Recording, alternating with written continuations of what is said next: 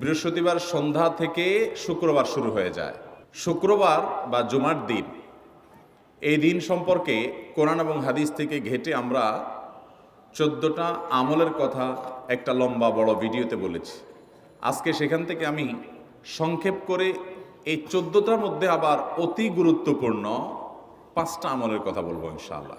Number 1, সবচেয়ে বেশি যেটা করতে হবে পরিমাণে, জুমার দিন জুমার রাত বৃহস্পতিবার সন্ধ্যা থেকে নিয়ে শুক্রবার সন্ধ্যার আগ পর্যন্ত পরিমাণে সবচাইতে বেশি করতে হবে যে আমলটা, সেটা হলো দুরূদ শরীফের আমল। নবী করিম সাল্লাল্লাহু আলাইহি ওয়াসাল্লাম বলেছেন, আকসিরু আলাইয়া মিনাস সালাতি মিন ইয়াউমিল জুমআতি ওয়া লাইলাতিল জুমআহ, তোমরা জুমার দিন এবং জুমার রাতে আমার প্রতি বেশি বেশি দুরূদ পাঠ করবে, দুরূদ প্রেরণ করবে।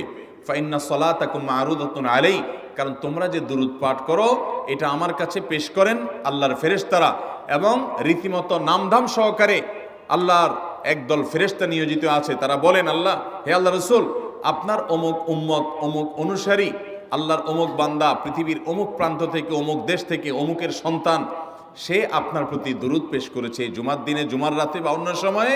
এটা নবী করিম সাল্লাল্লাহু আলাইহি সাল্লামের কাছে রিপোর্ট দেওয়া হয় আল্লাহর নিযুক্ত ফেরেশতাদের মাধ্যমে।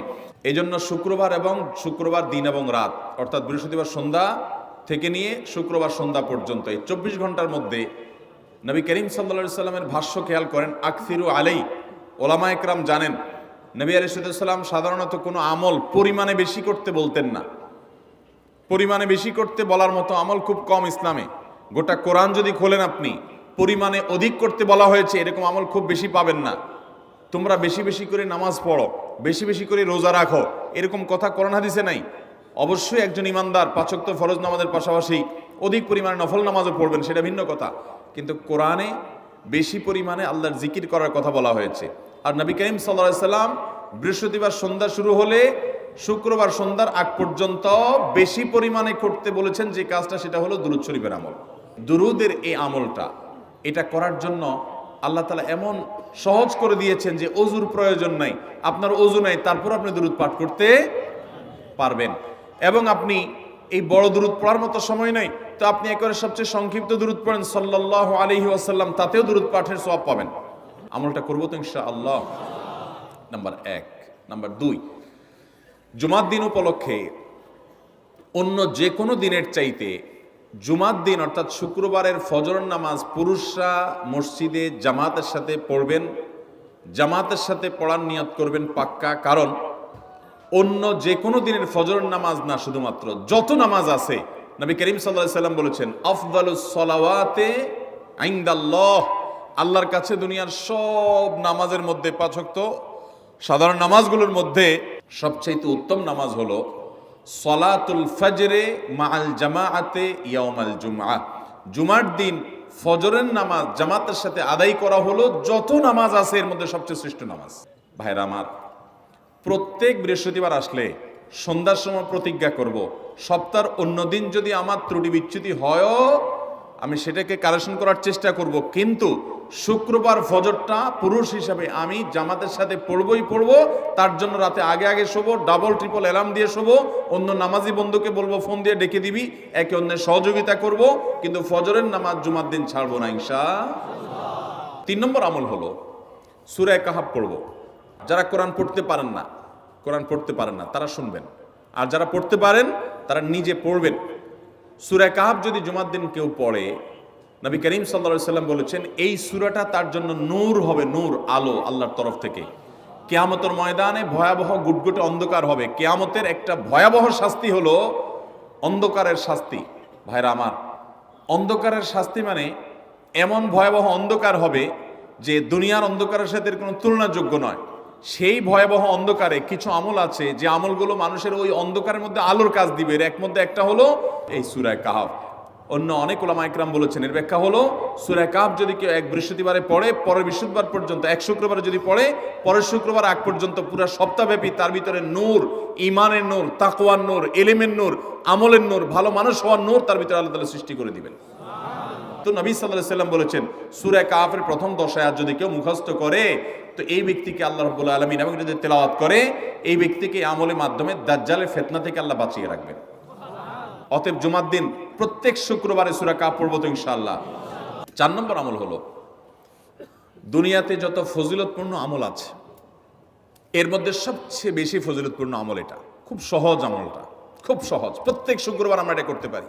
জুমার দিন আগে ঘুম থেকে উঠে উত্তম রূপে গোসল করে মসজিদে আগে আগে গিয়ে পায়ে হেঁটে গিয়ে সামনে ইমাম সাহেবের কাছাকাছি গিয়ে বসা, অনর্থক কথা কাজ না করা, তেলাওয়াত জিকির আজকারে মশগুল থেকে নামাজটা পড়ে বের হয়ে আসা, এই কাজ। এই কয়েকটা কাজ যদি করে তাহলে কাজ কয়টা হলো? আগে আগে ঘুম থেকে উঠা, ওই যে ফজর নামাজ জামাতের সাথে পড়া ইত্যাদি, গোসল করা উত্তম রূপে, আর পায়ে হেঁটে মসজিদে যাওয়া, বাহনে না চড়া। 4 নম্বর হলো ইমামের কাছাকাছি গিয়ে বসা, কোনো অনর্থক কাজ না করা।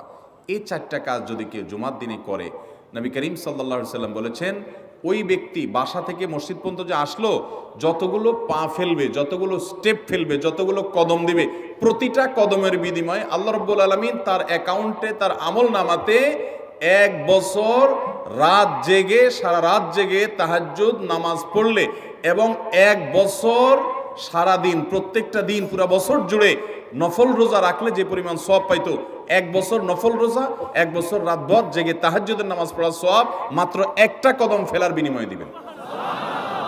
চেষ্টা করব না ইনশাআল্লাহ। 5 নম্বর এবং সর্বশেষ আমল হলো, জুমার দিনে একটা সময় আছে দোয়া কবুল হয়। দোয়া কবুলের যে সময়গুলো আছে এর ভিতরে অত্যন্ত ইম্পর্টেন্ট একটা সময় হলো জুমার দিন। শুক্রবারের একটা সময় সম্পর্কে নবী সাল্লাল্লাহু আলাইহি ওয়াসাল্লাম বলেছেন যে একটা সময় আছে শুক্রবারের, এই সময়ে বান্দা কোনো দোয়া করলে আল্লাহ তাআলা ফিরিয়ে দেন না, কবুল করেন। কিন্তু সময়টা যে ঠিক কখন, এটা হাদিসে নবী সাল্লাল্লাহু আলাইহি ওয়াসাল্লাম বলেন নাই, যাতে করে হয়তো আমরা সারা দিনেরই কম বেশি দোয়ার চেষ্টা করি।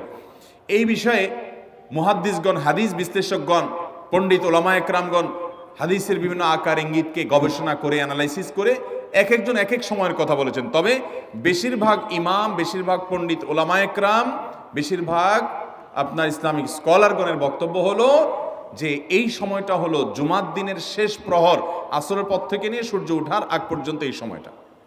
আমাদের আল্লাহর দিকে মনোনিবেশ করতে হবে দোয়ার জন্য বেশি বেশি। তাহলে শুক্রবারে 5 নম্বর আমল হলো বেশি বেশি কি করবো ইনশাআল্লাহ? দোয়া।